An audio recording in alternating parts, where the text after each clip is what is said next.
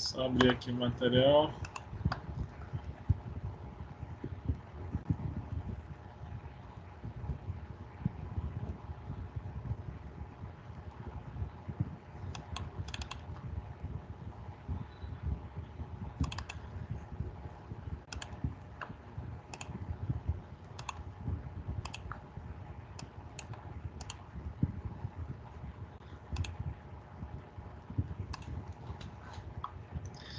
Veja se aparece para vocês aí, pessoal.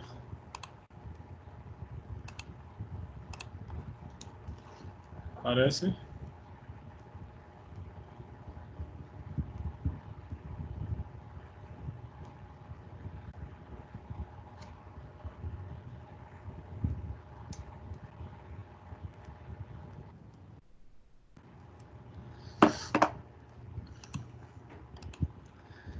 Beleza. Então, né, na outra aula, a gente falou um pouquinho da parte, né, do esporte em si, voleibol. Acredito que foi faltando falar sobre a parte de fisioterapia. Acho que a gente deve ter falado, né, da equipe, do jogo, citado a questão biomecânica, né, a batida na bola, os movimentos do voleibol, né, isso a gente deve ter comentado com vocês, saque, levantamento, tudo. Só se... Aqui, recepção, né, quais são as estruturas que trabalham nisso aí. Então, toda análise biomecânica. Quais são as principais lesões, né? Me corrijam aí se a gente não viu ainda. Falei das lesões, né, entorse, tendinopatias, né, lesões de dedos, de joelho, de ombro, de coluna. E eu acho que ficou faltando a gente falar das intervenções, né, que seria o dia de hoje. E aí o atleta geralmente vai chegar, né, nessa situação aí, né, ou ele machucou na partida ou no treinamento. E aí, a partir disso, você vai ver o que vai ser feito. Até para prevenir, na verdade, esse tipo de coisa, é importante a gente entrar com a parte preventiva que a gente citou durante a disciplina inteira, né? De fazer os exercícios prévios para minimizar algumas lesões. Lesões de choque, de contato e coisas desse tipo, não tem como a gente prever quando vão acontecer. Mas lesões musculares, articulares relacionadas à instabilidade e coisas do tipo, a gente consegue talvez fazer um trabalho de redução desse quadro, né, preventivo aí para melhoria desses atletas. Na aula eu também tinha, né, falado das regiões e apontado assim as principais lesões de joelho, é muito comum lesão de cruzado anterior, tendinopatia patelar. No pé também é muito comum fraturas por estresse, né, fratura de dedos, ou sei lá, um atleta vai saltar, cai sobre o pé do outro, aí fratura lá o dedo, pode acontecer. No ombro, né, tem muitas lesões relacionadas ao manguito rotador, tendinite do bíceps, tendinite do supra, a síndrome de impacto do ombro. As mãos, é comum ter as luxações, torções e fratura dos dedos, né, por conta do movimento, a bola que bate pode, né, deslocar o dedo do atleta. Na coluna, pela posição, né, você fica muito tempo agachado para recepcionar a bola, os líberos geralmente, né, ficam muito tempo, os defensores, e você sai dessa posição agachada para um salto, tem a aterrissagem do salto, também pode ter, né, algum tipo de alteração. E aí entra a fisioterapia como primordial nesse trabalho, né? O fisioterapeuta é aquele cara conhecido dos esportes, de ser o primeiro a acordar e o último a ir dormir, principalmente quando está em viagens, essas coisas, porque o fisioterapeuta é o cara que vai tratar todo mundo, né? Se ele é sozinho, piorou, mas porque aí ele vai ter muito trabalho, né? Você pega uma equipe com 20, 30 atletas e você só é muita gente para dar conta. Em grandes clubes ou às vezes em seleções, você tem 2 ou 3 fisioterapeutas para dividir aí para essa galera. Quando não tem esse recurso todo, né, você sozinho, você lida com várias questões aí, né, tanto de prevenção quanto de tratamento. E você tem que se planejar, porque se você não se planejar, você tem, sei lá, 15 caras machucados, imagina, 10 pessoas, 8 para dar conta. É muita gente para ser atendido. Você tem que montar um planejamento de como vai tratar essas pessoas, inclusive.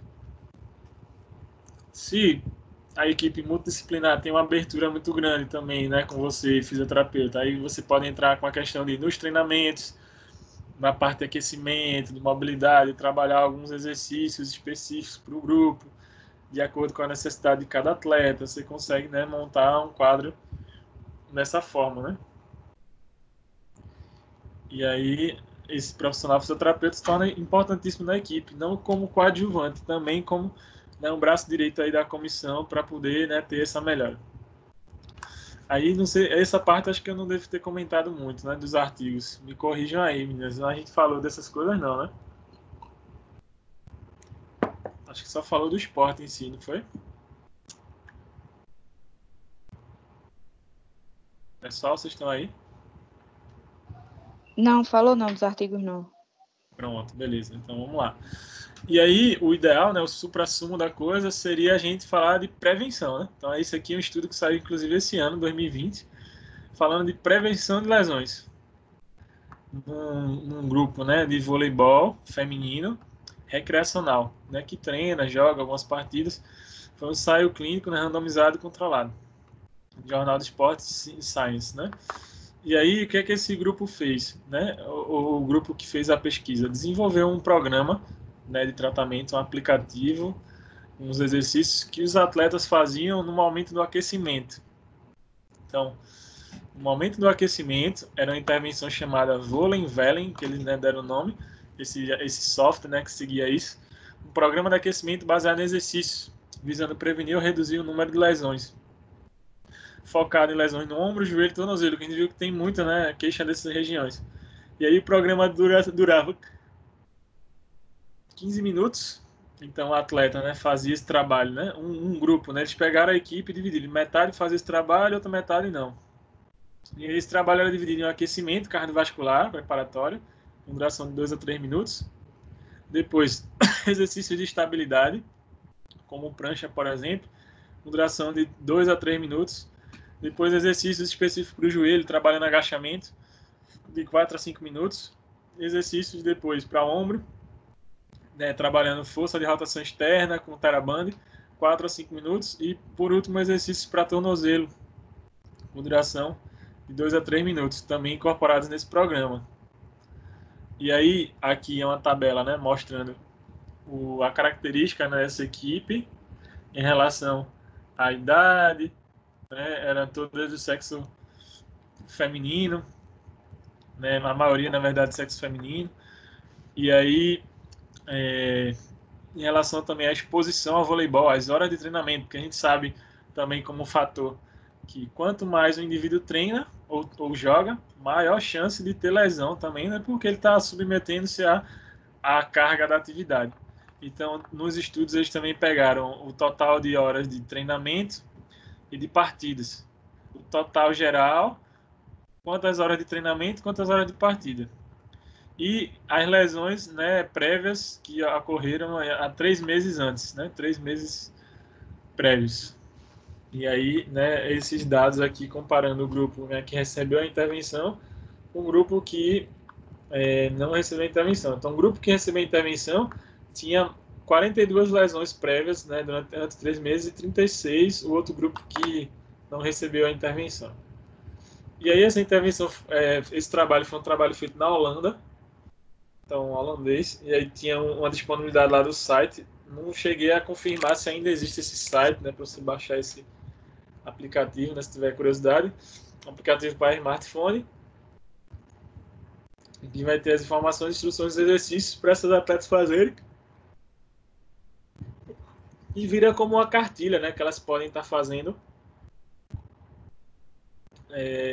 E tem textos e vídeos, incluindo com narração. Então, esse atleta pode estar vindo a fazer os exercícios e deixa com uma certa autonomia aí para esse trabalho preventivo. O grupo controle, né, o grupo que não recebeu esse tipo de prevenção, fazia só o treinamento de vôlei de costume, né, e aí, ao final, a gente teve, né, um resultado aí em relação às lesões agudas, lesões por overuse. E aí, no total de lesões, houve uma redução, no caso do grupo intervenção, teve 8,9 lesões, O grupo controle teve mais, teve 11,3 lesões. O grupo, né, durante o treinamento, eles tiveram 5,3 lesões, esse grupo que teve a intervenção, e o grupo controle teve 6,7. Durante partidas, o grupo intervenção teve 7 lesões e o controle teve 8. Então a diferença não foi uma grande diferença, mas houve uma diferença, né, mostrando-se assim, principalmente no total de lesões. No grosso modo, né, que foi importante. Lesões por overuse até ficou parelho, ficou 4,8 num grupo e no outro 4,2. Precisa se ler mais sobre, né, por que desses números, ou entender melhor, mas é só um comparativo para a gente ver. Mas o que se sabe é da importância de trabalhar o gesto motor, né, do atleta e expor ele gradualmente, exposição gradual, aos movimentos do esporte que ele faz, que no caso é o voleibol, né, então exposição gradual aos movimentos do vôlei. Então, por mais que você vai fazer, né, a reabilitação na maca, os procedimentos, em algum momento você tem que colocar esse paciente para fazer os gestos daquele esporte que ele está, né, destinado. E gradualmente melhorando essa função com ele. Isso é fundamental. Trabalhar a recepção, trabalhar o levantamento, né, as funções, né, do jogo. Posso entrar também com testes ditos funcionais para trabalhar e avaliar também, né, as questões de membro superior. Tem 2 testes bem importantes, que é o Y-teste para membro superior, a gente tem para o membro inferior também, que avalia os alcances do atleta, né, o quanto que ele consegue elevar o braço, as rotações de tronco. Vou dar um exemplo do Y-teste. E tem o Seca Quest, né, que é um teste também específico. O paciente fica em apoio, né, posição de prancha, né, de marinheiro, e aí ele vai fazer um movimento tocando as mãos num lado e no outro, aqui, ó, tocando as mãos, e aí se capta, né, no teste a quantidade de repetições máximas que esse atleta consegue. Não está descrito no teste, mas também é possível você analisar estabilidade das escápulas, do manguito rotador, do tronco também. Aí seria basicamente isso aqui. Aqui ele está fazendo de uma forma mais lenta, né, para a gente entender o movimento.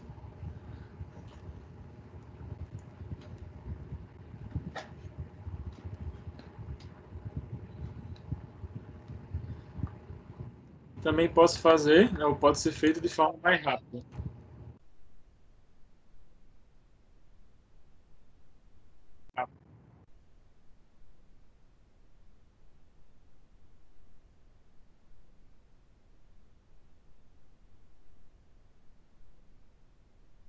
Certo? Posso utilizar o Y-teste, também é outro teste funcional, né?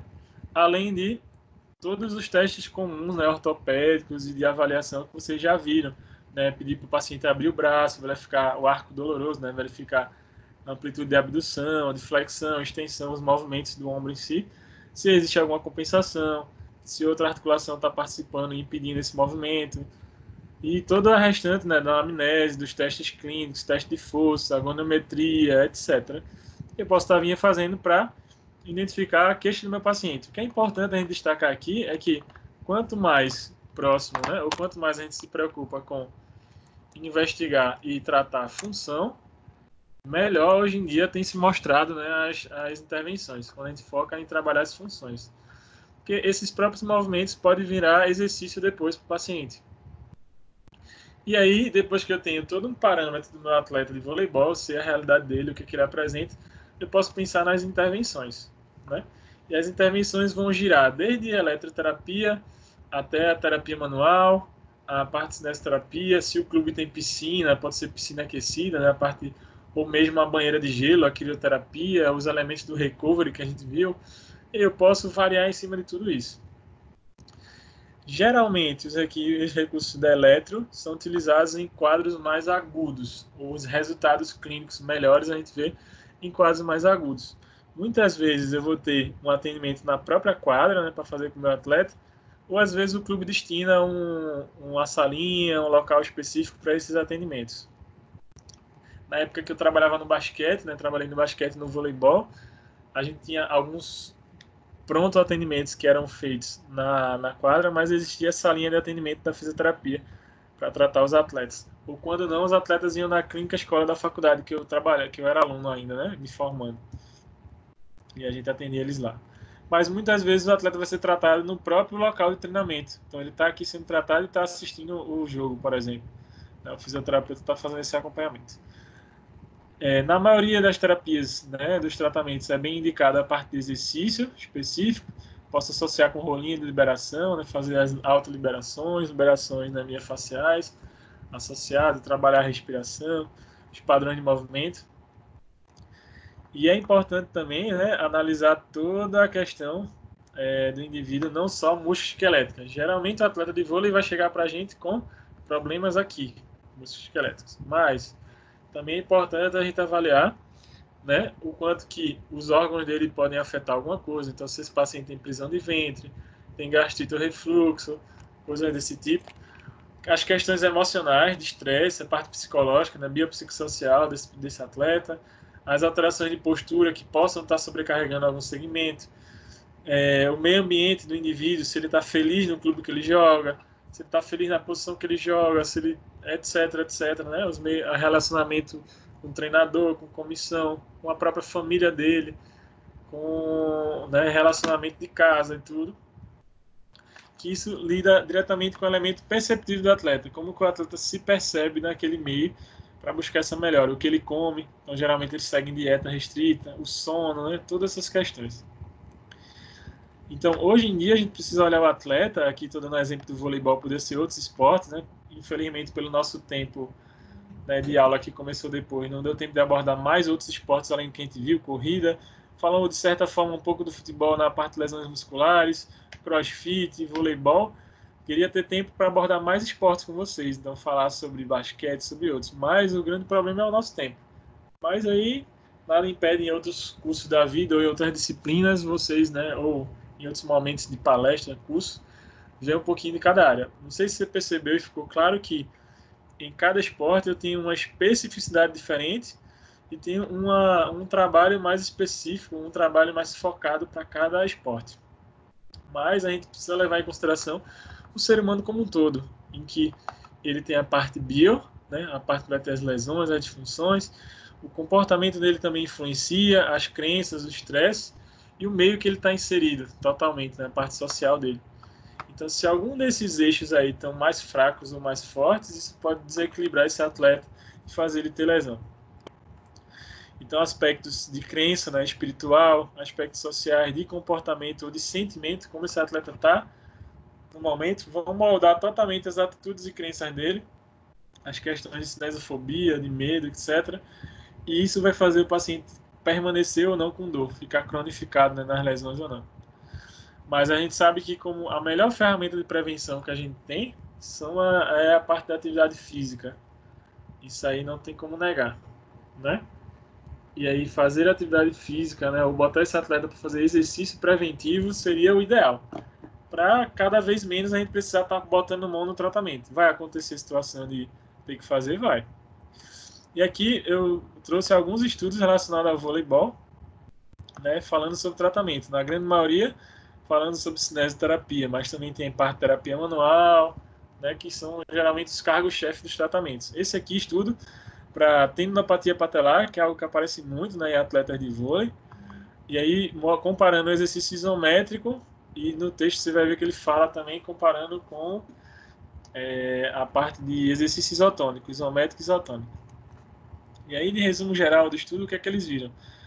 Eles apontam que na literatura os exercícios mais usados para tratar esses pacientes com tendinopatia são os exercícios excêntricos, mas eles dizem que os exercícios excêntricos podem ser dolorosos, e eles orientam, né, e testam o exercício concêntrico, isométrico e o isotônico.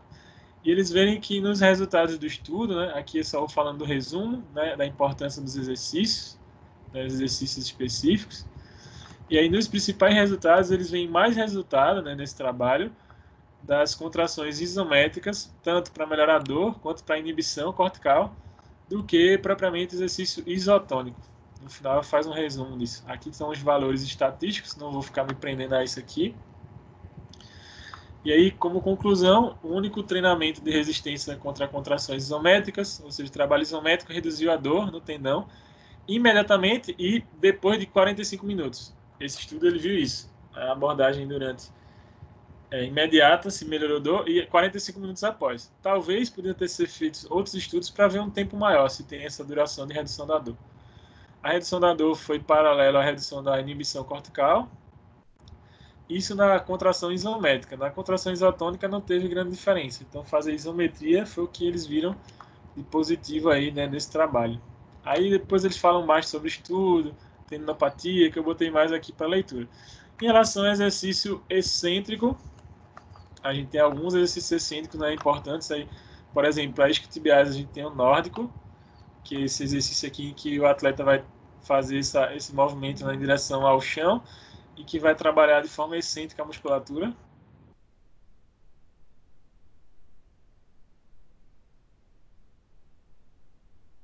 E esse movimento na literatura que pode prevenir, né, já tem estudo mostrando 51% das lesões musculares. E aí eles pegaram, né, foi um estudo randomizado, cego, controlado, de intervenção, aí ele explica sobre o estudo. Resultado final, o que eles falam? Da importância avaliativa, né, de utilizar os questionários. No caso aqui, eles falam, né, dos questionários que eles utilizaram. Deixa eu ver só para mostrar para vocês. São os VISA-P, que é um questionário específico para tendinite patelar, como é paciente de tendinopatia. E aí eles viram, né, os resultados, os valores para exercícios isotônicos e isométricos. Aí tem todo aqui o gráfico mostrando resultados pré e pós desses pacientes, mas no geral a diferença foi mais positiva para o exercício isométrico. Aí aqui também mostrando qual foi o protocolo usado no estudo. No caso do exercício isométrico, eles usaram um equipamento chamado Biodex Pro e os clientes faziam 5 contrações de 45 segundos a 60 durante 2 minutos a recuperação. Eles faziam isso, repousava 2 minutos, aí fazia de novo 2 minutos. E quanto ao exercício isotônico, né, concêntrico e excêntrico, ele fazia uma cadeia extensora, né, leg da academia, de 4 a 8 repetições, de 4 segundos excêntrico e 3 segundos concêntrico, na fase. E um repouso durante 2 minutos. E aí eles viram, né, que dessa forma o melhor resultado foi para os exercícios isométricos. Certo? Que são dados mais do artigo mesmo, mostrando, né, a diferença entre os grupos, que também agora não é o principal, assim, é mais você ouvir o que eles estão fazendo de trabalho científico e que, nesse exemplo, ainda compararam as terapias, e o exercício isométrico apresentou-se melhor. E aí, claro, precisa de outros estudos, até para ver um tempo maior em relação à recuperação. Será que, se fizer esse estímulo isométrico ou propriamente isotônico, pode ser que essa melhora da dor dure um dia inteiro, dure mais horas, né, do que 45 minutos? Precisa ser estudado isso aí. Aqui já é um estudo relacionado ao voleibol, falando do efeito, né, do exercício pliométrico, do treino de salto, treino de deslocamento, né, que no voleibol vai ter muitos saltos, então é importante dar uma olhadinha. E o voleibol é um esporte muito explosivo, no ritmo acelerado, em que tem justamente esses saltos, né? O treino pliométrico é bastante utilizado. Eles viram quanto que isso melhorava o desempenho, né, dos jogadores de voleibol. Foram nas principais bases de dados, avaliaram 1.831 estudos e levaram para a avaliação 21 estudos, depois 19 estudos, né, que eles observaram.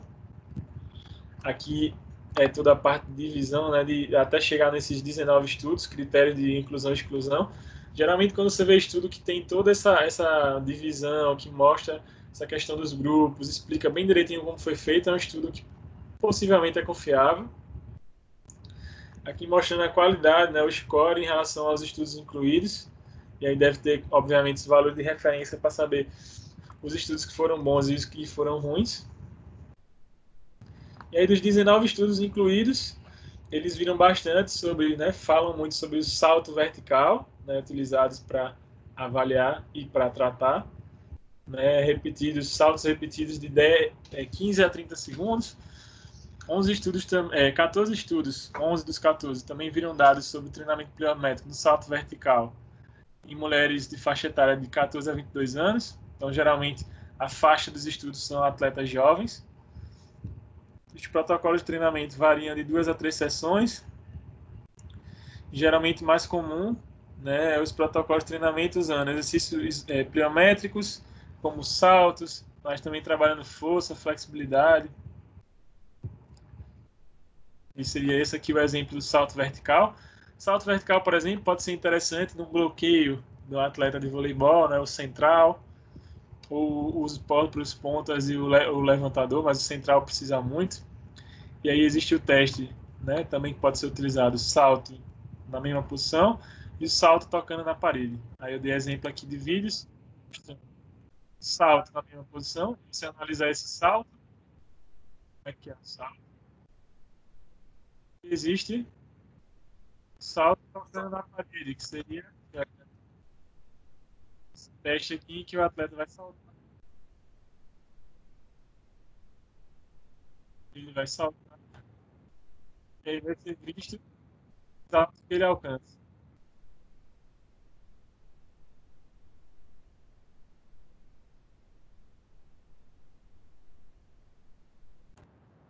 Vai tocar lá em cima e aí a gente vê o alcance do atleta. Geralmente atletas masculino, os caras têm de 1,90 para cima. 1,90 inclusive é baixo, né?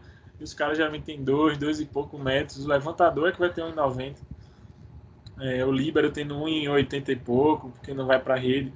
Nas mulheres, dificilmente você tem uma mulher de 2 metros. Você tem uma mulher de 1,90 já é super alto, 1,80 e pouco. A rede, inclusive, é diferente, né, para homem e para mulher. E eu consigo ver tudo isso no teste de salto vertical. Também posso ver o salto, né, para avaliar lesões de tendinopatia, de tornozelo, de quadril, que é chamado Hope Test. Esse Hope Test é dividido em várias fases. Tem o Hope Test. Vai ter, só botar aqui, que pode ser um salto, né, 4 tipos diferentes. Primeiro, salto único, em que vou avaliar a distância, se dói, se não dói, se desequilibra. Salto triplo, um salto de distância triplo, salto triplo com movimento cruzado e percorrer 6 metros contra o tempo.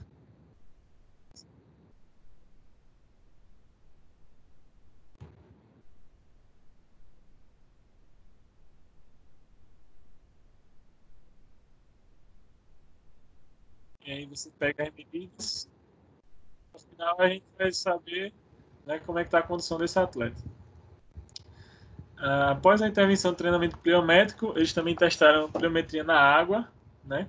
Também foi observada a melhoria nos saltos verticais, porque a gente sabe que a água também é um meio bom para trabalhar. Então, o que é legal de ver esses estudos é você ver o que está sendo feito com os atletas em si. Então, eles viram dentro d'água, fora d'água, certo? E aí aqui eles vão descrevendo os protocolos de tratamento, né, em relação à pliometria. Não vou...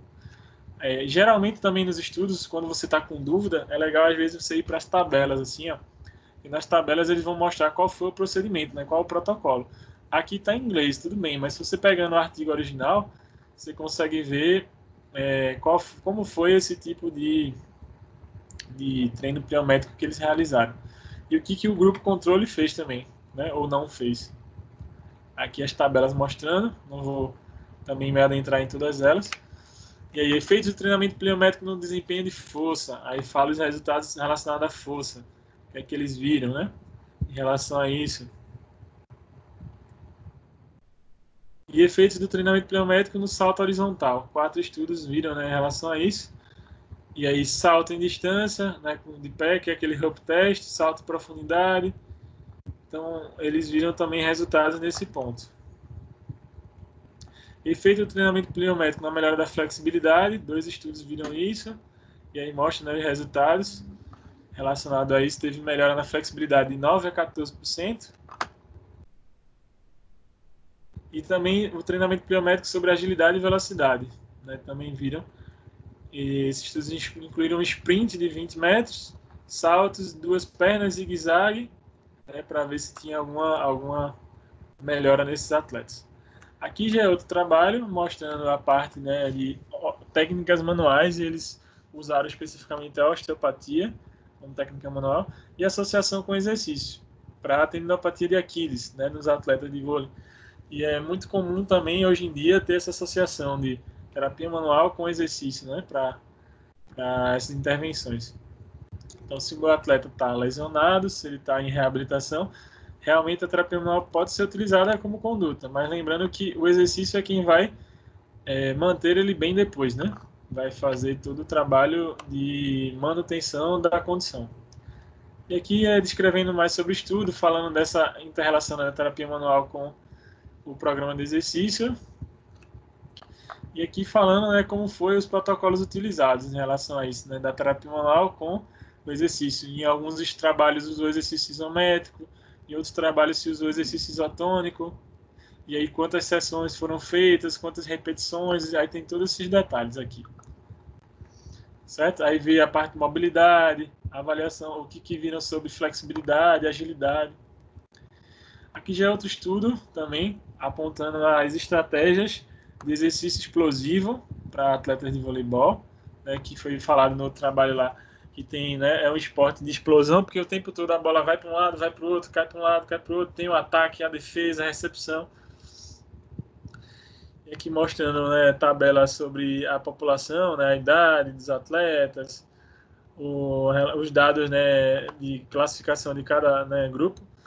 E aqui mostrando os protocolos que foram feitos. Aqui treino de força, né, mas trabalho explosivo relacionado a saltos. Então, ó, foi feito salto bilateral, bilateral jump, salto unilateral, trabalho com medicine ball, que é aquela bola pesada para trabalhar levantamento, né, da bola. Aqui bilateral jump também, é unilateral, medicine ball. E aqui dizendo, ó, quantas sessões e quanto de peso, por exemplo, aqui a bola do medicine ball pesando 8 quilos, foram feitos 3 vezes os exercícios. Acho que é 1 quilo, né? Na verdade é 3 de 8. 8 repetições, movendo essa bola que pesa 1 quilo. E aqui quantos saltos? Ó? 20 saltos em 4, né? 4 de 20. Aqui cada coisa. Então é legal muitas vezes vocês olharem esses estudos ao ponto de que entender quais são os protocolos que estão sendo utilizados para você poder montar a sua intervenção da melhor forma para aquele atleta. Aqui mostrando o efeito do programa de exercício, o que é que houve de melhora. Basicamente isso. Então, assim, de resumo geral, eu trouxe só alguns estudos para exemplificar o tratamento.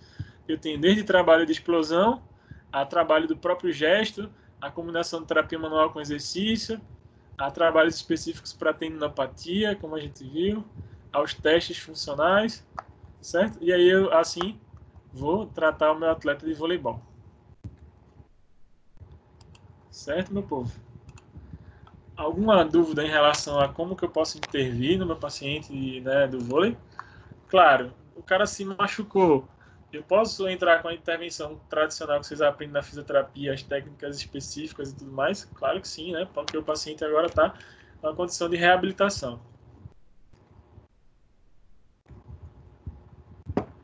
Mas o quanto mais eu posso expor ele gradualmente ao movimento do esporte, o quanto mais eu posso trabalhar de forma preventiva, seria o ideal. Certo? Alguém tem alguma pergunta sobre essa parte aí? Pessoal, vocês estão aí? Alana, Sim, professor. deu para entender? Alguém tem alguma pergunta? Como é que vocês estão? Não, tô tranquilo, deu para entender. Tranquilo? Keila também?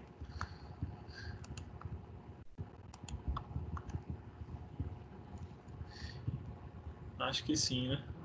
Responder, mas então, semana que vem, né, além de dar uma revisada em todos esses esportes que a gente viu, né, os slides e tudo, a gente vai fazer mais uma atividade. Acho que eu passei para vocês no caso clínico, não foi? Ou não? Para vocês. Passou. Pronto. Além desse Passou. exercício Foi do para caso... entregar até semana passada. Isso.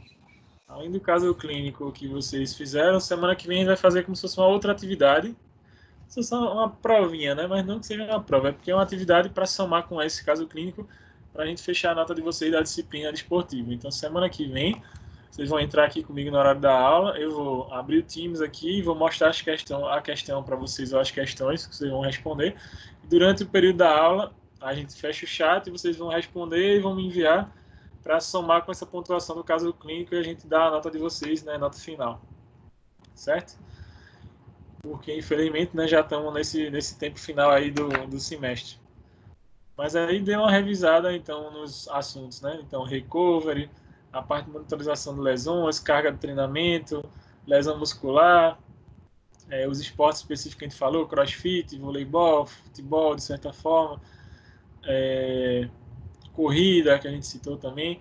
Dá uma lida geral, dá uma olhada nas aulas, e aí semana que vem a gente faz nossa atividade. Infelizmente não deu para ir em mais esportes, porque a disciplina de vocês começou depois, né? Porque senão daria tempo de ver mais coisa, basquete, pelo menos os principais esportes. Mas eu acho que já deu para ter uma ideia geral, né, da fisioterapia esportiva. Deu para clarear e a gente nunca sabe a realidade de vocês depois, se vai aparecer alguma oportunidade, inclusive na parte esportiva também, né? E a gente tem que estar preparado para isso. Certo, pessoal? Combinado, então. Semana que vem a gente fazer essa atividade. E se vocês ainda têm alguma pergunta sobre a disciplina, digam aí.